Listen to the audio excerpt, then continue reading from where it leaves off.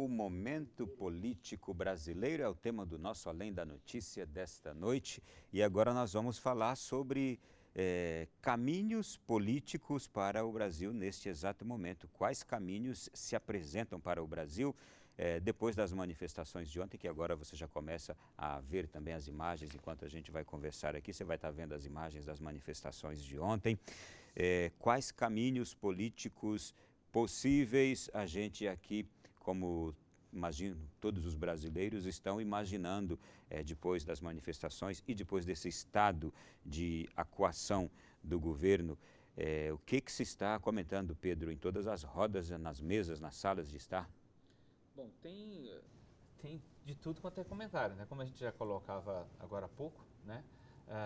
Uma das questões que se comenta é como é que você pode fazer qualquer processo de continuidade desse governo ou de mudança desse governo com o Congresso que aí está. Uhum. Essa é uma questão, quer dizer, esse Congresso é um Congresso capaz que seja, porque se você de repente de alguma maneira colocar que o problema é apenas o governo, em função mesmo com tudo aquilo que o professor havia colocado sobre a questão da credibilidade, mas esse Congresso tem credibilidade? Ou de repente vai se fazer um acordo por cima para se derrubar esse governo, mas para poder se manter as mesmas práticas que sustentam esse Congresso Nacional?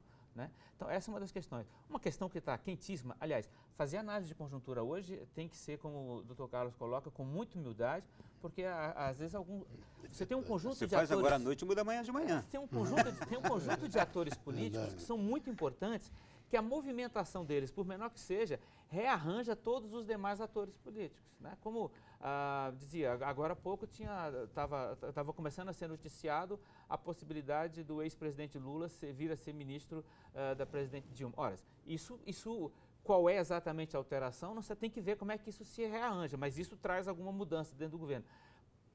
Para melhor ou para pior, é coisa que tem que se ver. Ou seja, não dá para poder, tem que ter muita humildade nessa hora. Acho que quem tem certeza demais nessa hora é quem está menos interessado em analisar e mais em fazer pregação e fazer se realizar aquilo que ele está pretendendo, que ele gostaria que acontecesse.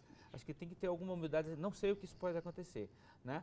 Mas, de fato, a atuação de figuras como o Ministério Público, eu diria até mais do que o próprio juiz Moro, que foi o grande ícone das manifestações de ontem, né? Me parece muito mais que o Ministério Público Federal, né, o Procurador-Geral da República, tem um papel muito mais importante nesse processo do que o próprio juiz Sérgio Moro. Por quê? Porque muitas dessas questões sairão da primeira instância, vão para uma segunda instância, quer dizer, isso tem todos os desdobramentos posteriores, né, que vem. E aí a ação do Ministério Público Federal é muito importante. Esse é um outro ator. Então tem Congresso, presidente, ex-presidente Lula, ministro Sérgio Moro, juiz Sérgio Moro, Procurador-Geral da República. São todos atores. E aí tem mais ainda, vamos dizer assim, os movimentos sociais e as outras forças políticas. Né?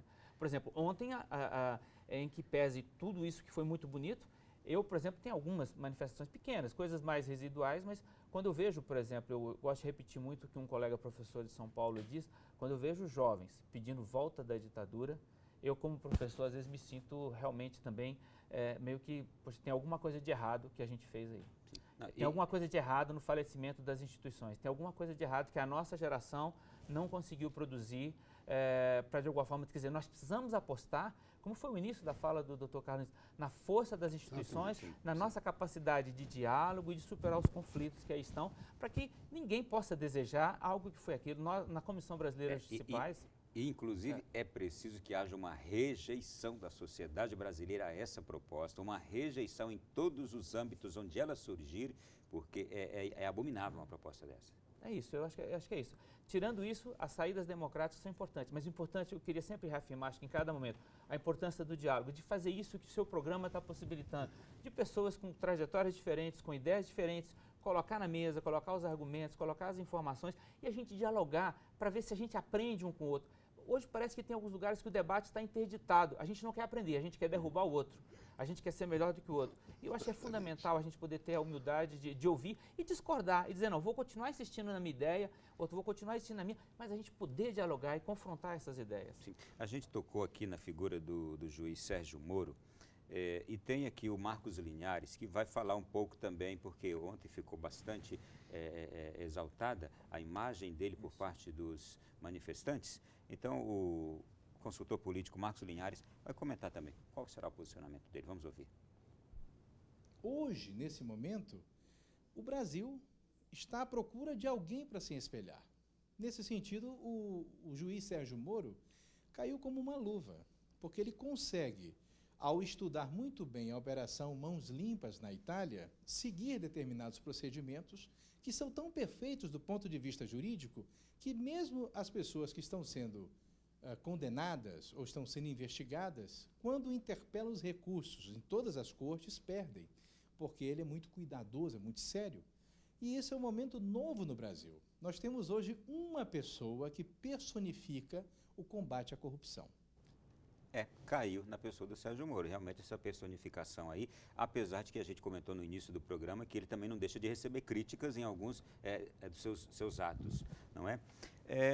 Tomando também essa questão, esses caminhos políticos que o Brasil está analisando no momento para uma saída da presidente Dilma Rousseff. Uma coisa que chamou a atenção bastante é que a cada delação que é aceita ou que é divulgada, como aconteceu com a revista Isto É, e hoje anunciada também a delação do deputado Pedro Correia, que espera-se venha muita coisa aí nessa delação, a economia, ou pelo menos os indicadores econômicos, melhoram aparentemente. O dólar de sexta-feira para cá chegou a 3,65, a bolsa sobe. Que conexão é essa? Explique, por favor, aos nossos telespectadores. É um otimismo, quer dizer, com a hipótese de uma mudança do governo. Quer dizer, a mudança de uma trajetória que corte essa falta de credibilidade total, e essa falta de credibilidade leva a uma inação do governo. E uma ação no sentido de construção, quer dizer, de construir o investimento, de construir um equilíbrio fiscal. A arrecadação melhora com isso. Então é por isso que o mercado financeiro, onde estão as pessoas que investem, está a poupança, as pessoas que manejam a poupança, os estrangeiros, há muitos recursos no mundo para serem aplicados aqui. O Brasil tem um potencial de crescimento hoje, mesmo com o preço das commodities caindo, como caíram. Eu sempre tive vontade de entender esse negócio que é preço de commodities. Não, é preço desses produtos primários que tem um preço fixo, quer dizer, soja, minério de ferro, outros metais, petróleo. São coisas que são compradas ou vendidas por tipo. Então você tem o café tipo 4, a soja não sei o quê, o petróleo Brent, isso tem cotações, não são... E não depende do país só, né? É um preço internacional. Então, os países que são ricos o Brasil é um país muito rico nesses produtos e se beneficiou muito. É o maior exportador de grãos do mundo. O maior exportador de carne do mundo. Sim. Então, isso leva o Brasil... Carne já é um produto semi-industrializado, já tem uma industrialização. Então, o Brasil é muito... ele é muito, digamos assim, influenciado pelas condições econômicas internacionais, que hoje não são adversas, mas são neutras. Não são adversas, o vento não é de proa, mas também o vento não é de popa, como foi na década passada. Mas, assim mesmo, o Brasil tem condições de crescer o seu produto em 3% ao ano. Como a população cresce 0,7%, 0,8%, isso dá, Ronaldo, um crescimento de 2,2%, 2,1% ao ano no produto per capita, que não é pouco, isso é muito bom. Isso nós tivemos na década passada, isso você põe em forma de juro composto, isso no fim de 10 anos foi o que foi, infelizmente, estamos devolvendo tudo, por erro de política econômica, infelizmente. Então, eu insisto, quer dizer, o momento é importante e esse otimismo se explica facilmente pela perspectiva de interrupção prematura, precoce de um governo. Vai resolver todos os problemas do país? O professor Pedro já disse que não e eu concordo com ele. Não resolve, mas traz uma possibilidade de solução. Bom, Pedro Correia, o quanto... Desculpe, Pedro Gontijo. Pedro Correia é o deputado que está sendo... que já está preso lá, desculpe. Pedro Gontijo, o quanto essas delações que estão em andamento, o quanto o clima criado ontem com as manifestações e na quarta-feira a decisão do Supremo Tribunal Federal quanto ao rito do impeachment, o quanto tudo isso pode nos levar a realmente uma votação de impeachment da presidente Dilma Rousseff. Ora, em que pese a possibilidade ou não de ter efetivamente algum tipo de prova de algum crime de responsabilidade, quer dizer, para que haja o rito, deveria, do ponto de vista minimamente jurídico, você ter a configuração desse crime. É verdade que as decisões, mesmo as decisões jurídicas, no STF, em outros lugares, também são decisões políticas. E elas são feitas em função das crenças daqueles que participam, daquilo que as pessoas estão motivadas a um determinado momento, né? No momento de um governo com crise, é muito mais fácil de se aprovar uma medida como impeachment do que de um governo que esteja com popularidade muito boa. Mas o governo Dilma não é a mesma coisa que o governo Collor. O governo Collor não tinha base social de sustentação. O governo Dilma tem base social de sustentação. Está fragilizada, mas tem essa base. Vamos ver, aliás, no próximo dia 18, essa base promete fazer manifestação a favor dela. Tem manifestações nos próximos dias. Então, são muitos elementos na conjuntura para poder definir de forma mais clara do que vai se dar. Quer dizer, a própria entrada do presidente Lula no governo, isso significa uma mudança da política econômica? Isso traz mais credibilidade ou não? Tem uma série de questões. Eu fico só imaginando o seguinte, eu não consigo, por uma questão até de honestidade intelectual, partir do pressuposto que a única possibilidade é a saída. Porque se a única possibilidade é a saída, a gente não para de discutir por que sair, por que não sair. Porque sair por quê?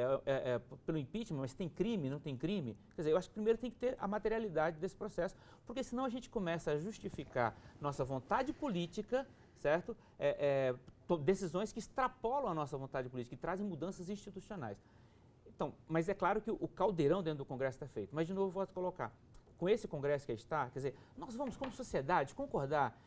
Vamos supor assim, eu quero, de repente, se alguém queira que o governo saia, que retire, mas se esse governo concorda que esse Congresso vote com esse presidente, quer dizer, se a gente começa a relativizar valores num poder e absolutizar o juízo no outro valor, a gente começa, na verdade, a institucionalizar a injustiça. Você sabe que o que eu vejo que mais impulsionou o impeachment novamente, o que deu novamente vida à proposta do impeachment foram mais as delações, o envolvimento com a corrupção do governo, o próprio envolvimento, as investigações contra o ex-presidente Lula, também já com delação que está para ser homologada e tantas coisas acontecendo, mas sobretudo acho que mais o ex-presidente teve delação homologada, não? Não, ele foi citado na delação do Delcídio. Citado na delação do Delcídio, sim.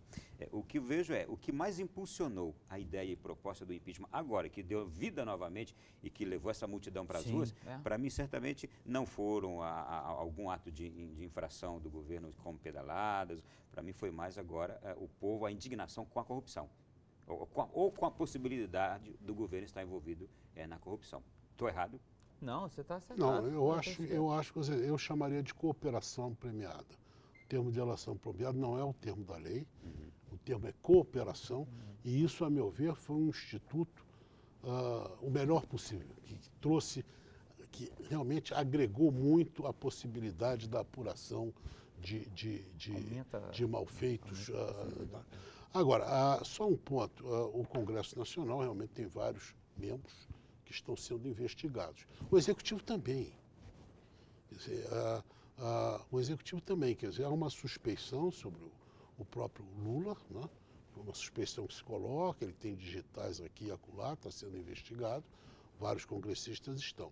A própria presidente tem as suas contas sub júdice, tem um parecer contrário, na contas de 2014, do Tribunal de Contas, tem um parecer favorável de um senador. Do meu ponto de vista econômico, realmente, ela violou a lei de responsabilidade fiscal e a lei do colarinho branco, porque a lei do colarinho branco proíbe o empréstimo do banco, de qualquer banco ao seu controlador. Isso vale para as instituições financeiras públicas. E houve realmente crédito, e foram vultosos, né? Do BNDES, da Caixa Econômica do Brasil ao Estado. E as despesas ficaram ocultadas. As despesas não apareceram. Ora, quando a gente pega a história, por exemplo, das falências bancárias, passivos ocultos estão em todas elas. Quando você faz a necrópsia, está lá o passivo oculto, ela começa por ali. É muito grave, é gravíssimo e faz parte do que eu chamei de enganar o povo.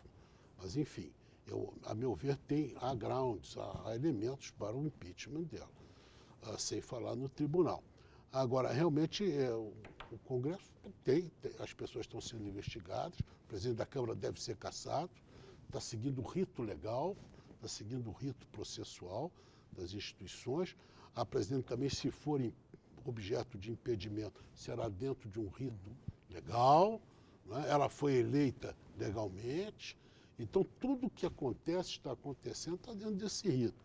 E isso é o que eu apenas disse, que é uma pequena discordância do professor, com todo o respeito, é assim, que eu não vejo condições de melhorar para os pobres se não substituir a presidente. Quer dizer, eu não vejo...